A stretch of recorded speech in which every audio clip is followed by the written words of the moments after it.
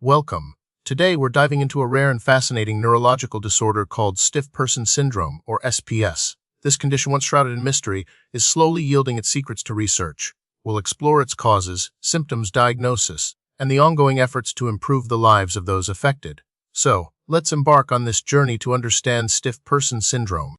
The exact cause of stiff person syndrome remains elusive, making it a significant challenge for researchers. However, current evidence strongly suggests that SPS is an autoimmune disorder. This means the body's immune system, which normally defends against foreign invaders, mistakenly attacks healthy nerve cells in the spinal cord and brain. Specifically, much research focuses on the role of an enzyme called glutamic acid decarboxylase, or GAID. GAD is crucial for producing gamma-monobutyric acid, a neurotransmitter that inhibits nerve impulses. In many individuals with SPS, high levels of anti-GAD antibodies are found, suggesting that the immune system is attacking and reducing GAD production. This deficiency in GABA is believed to be a central factor in the muscle stiffness spasms that characterize the condition. In some cases, SPS is associated with other autoimmune conditions like type 1 diabetes, vitiligo, and thyroid disorders, and rarely it can occur as a paraneoplastic syndrome triggered by an underlying cancer, often in the lungs or breasts.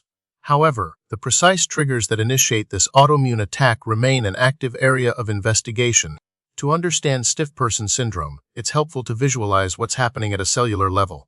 As mentioned earlier, GABA plays a vital role in calming down the nervous system. It essentially acts as a brake on nerve impulses, preventing excessive muscle activity. When GAD, the enzyme responsible for producing GABA, is targeted by the immune system, GABA levels drop. This GABA deficiency disrupts the normal inhibitory signals in the brain and spinal cord.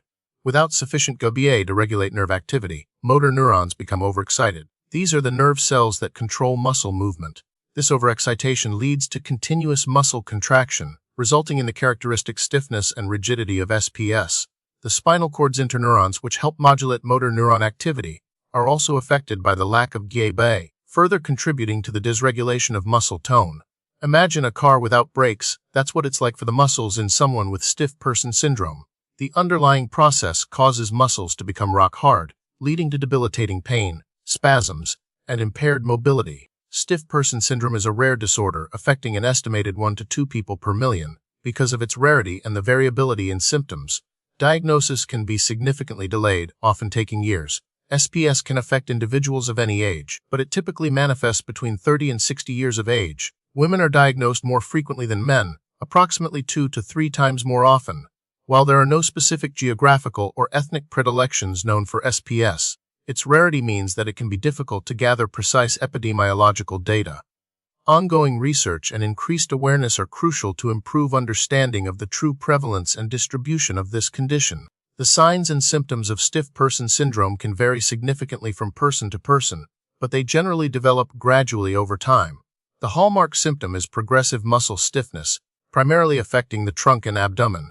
The stiffness often spreads to the limbs, leading to a rigid posture and difficulty with movement.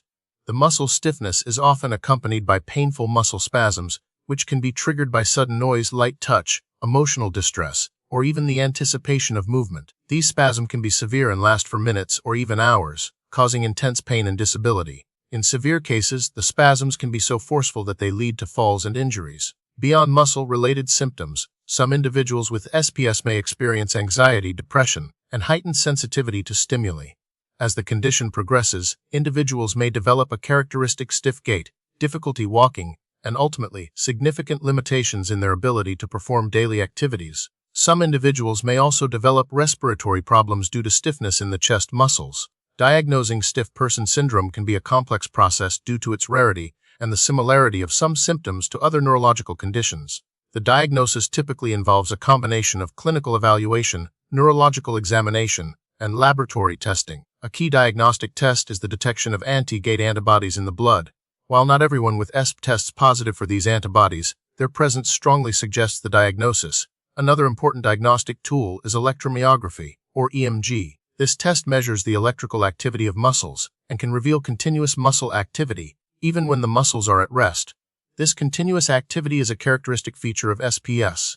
To rule out other conditions, such as multiple sclerosis or spinal cord disorders, magnetic resonance imaging or MRI of the brain and spinal cord may be performed.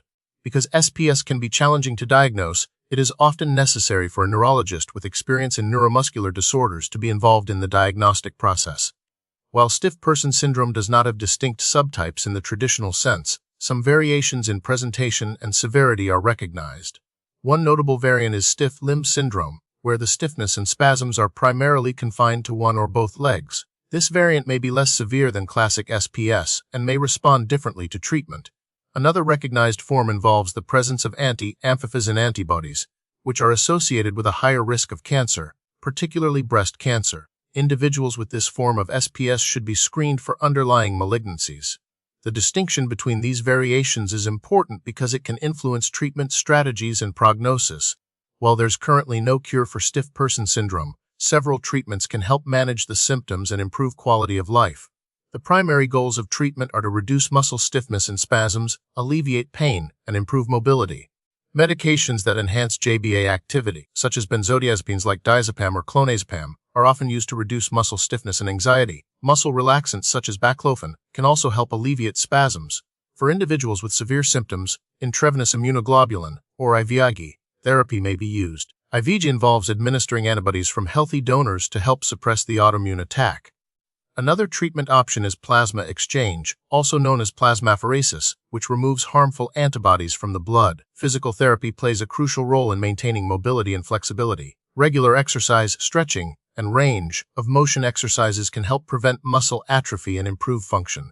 Additionally, occupational therapy can help individuals adapt to their limitations and perform daily activities more easily. Pain management is also an important aspect of treatment and may involve medications, physical therapy, and other modalities. Because the exact triggers of the autoimmune response in stiff person syndrome are unknown, there's currently no definitive way to prevent the condition. However, maintaining a healthy lifestyle, managing stress, and promptly addressing any underlying autoimmune conditions may help reduce the risk of developing SPS in susceptible individuals. Early diagnosis and treatment of associated conditions, such as type 1 diabetes or thyroid disorders, may also be beneficial. Further research into the autoimmune mechanisms underlying SPS is needed to identify potential preventive strategies. The prognosis of stiff person syndrome varies depending on the severity of symptoms and the effectiveness of treatment. While SPS is a chronic condition that can significantly impact quality of life, many individuals can manage their symptoms and maintain a relatively active lifestyle with appropriate treatment. However, severe cases of SPS can be debilitating and lead to significant disability. Recent research has focused on identifying new biomarkers for SPS, such as specific antibody profiles, to improve early diagnosis and predict disease progression. Clinical trials are also underway to evaluate the effectiveness of novel therapies, including targeted immunotherapies that aim to selectively suppress the autoimmune attack without causing widespread immunosuppression. Further research is also exploring the potential role of stem cell transplantation in treating SPS. These advancements offer hope for improved outcomes and a better quality of life for individuals living with stiff person syndrome.